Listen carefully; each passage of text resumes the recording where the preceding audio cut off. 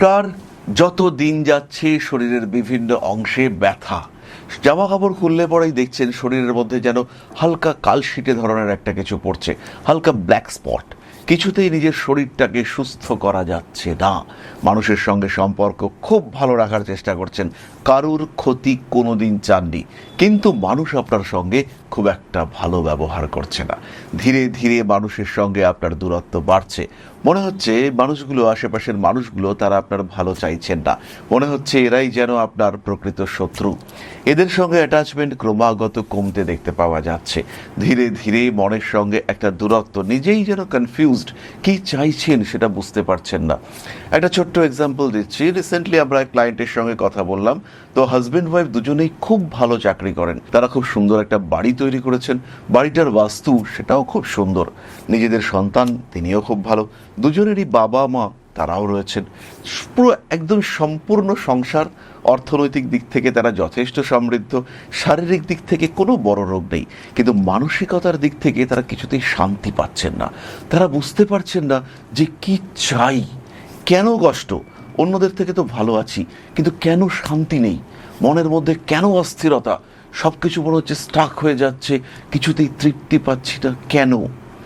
এর কারণ হচ্ছে আপনার কনসিয়াস আর সাবকনসিয়াস মাইন্ডের মধ্যে কমিউনিকেশন তৈরি হচ্ছে না। আর এর কারণ হচ্ছে আপনার লগ্নে কেতু অবস্থান করে রয়েছে।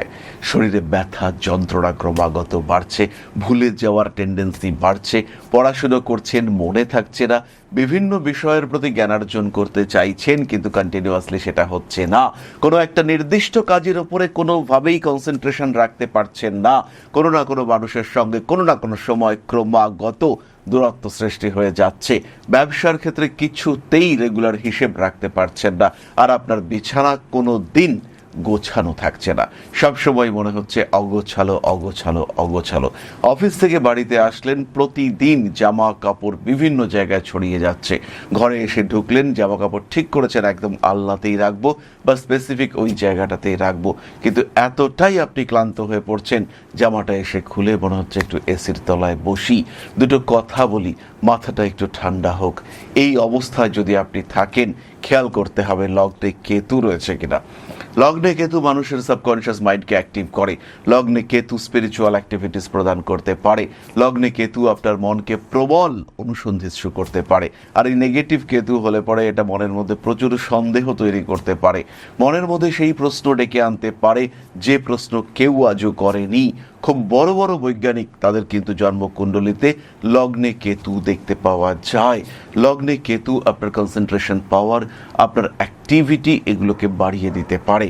ঠিক এই কেতু যদি নাক্ষত্রিক দিক থেকে সাপোর্টেড না হয়, চরম অলস, সকালবেলা 12টা বেজে গিয়েছে, ঘুম ভাঙছে না, এমন মানুষ যারা ঘুমিয়ে ঘুমিয়ে ক্লান্ত হয়ে আবার ঘুমিয়ে পড়েন, লক্ষ্য করুন লগ্নে কি কেতু রয়েছে। কিছুতেই অ্যাক্টিভ করা যাচ্ছে না, ক্রমাগত অস্বস্তি অস্বস্তি অস্বস্তি, আর কিছুতেই সেই অস্বস্তির কারণ খুঁজে পাওয়া যাচ্ছে না। তাহলে হতে পারে আপনার লগ্নে কেতু রয়েছে। লগ্নে কেতু অবস্থান করে রয়েছে, আপনি ভাবছেন পঞ্চমে বৃহস্পতি খুব ভালো রেজাল্ট দেবে। না, আপনার নিজেরই তো বন্ধন মুক্তি হয়নি, আপনি একটা সিস্টেমের মধ্যে জড়িয়ে রয়েছেন। আপনি নিজেকে উন্মুক্ত করে পঞ্চমস্থ বৃহস্পতির ফল নিতে পারছেন না। কোনো দিক থেকে রাস্তা আসছে না, কারণ আপনার লগ্নেই ব্লকেজ তৈরি হয়ে রয়েছে।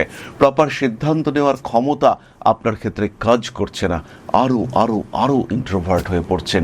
নিজেকে গুটিয়ে রাখা, ফোবিয়া, ঘরের মধ্যে থাকা, মানসিক অস্থিরতা, ডিসঅর্ডার, মানসিক দিক থেকে হিউজ ওভার থিঙ্কিং, কারণ আপনার লগ্নে কেতু অবস্থান করে রয়েছে। আপনি ডিসিশন নিতে পারছেন না, কি করব, কোন দিকে যাব, কে আমার আপন, কে আমার বন্ধু, তাকে আইডেন্টিফাই করতে পারছেন না, কারণ আপনার লগ্নে কেতু। জন্মকুণ্ডলী খুলুন, আজই খুলুন। জন্মকুণ্ডলিতে গ্রহ অবস্থান উপলব্ধি করুন। কেন আপনি পিছিয়ে পড়ছেন, কেন কেতু আপনাকে আশানুরূপ ফল দিতে পারছে না। প্রপার সিস্টেম অ্যানালাইসিস করুন, নিজে করুন, জ্যোতিষ শিখুন, কারণ আপনার লগ্নে কেতু রয়েছে। ইনটিউশন পাওয়ার, অনুধাবন ক্ষমতা, ব্রেনের অ্যাক্টিভেশন এনার্জি আপনার হিউজ। মানুষকে আপনি ডমিনেট করতে পারেন, কিন্তু পারছেন না। কিন্তু কেন পারছেন না তাকে আইডেন্টিফাই করুন। What is the root cause, তখনই কিন্তু আপনি প্রপার ওয়েতে রেজাল্ট খুঁজে পাবেন এবং আপনার জীবন অন্যদের মতো অবশ্যই ঈর্ষণীয় হয়ে উঠবে। আপনার দিকে তাকিয়ে থাকবে মানুষ, আমরাও আপনার দিকে তাকিয়ে থাকবো, কারণ আপনি মানুষটাই হবেন জনপ্রিয় এবং ঈর্ষা করার মতো। কিন্তু তার আগে দরকার প্ল্যানেটারি অ্যাক্টিভেশন, আর সেটা করবার জন্য আপনার পাশে থাকবেন আপনার জ্যোতিষ বন্ধু। তাহলে ভালো থাকবেন, সুস্থ থাকবেন, নমস্কার।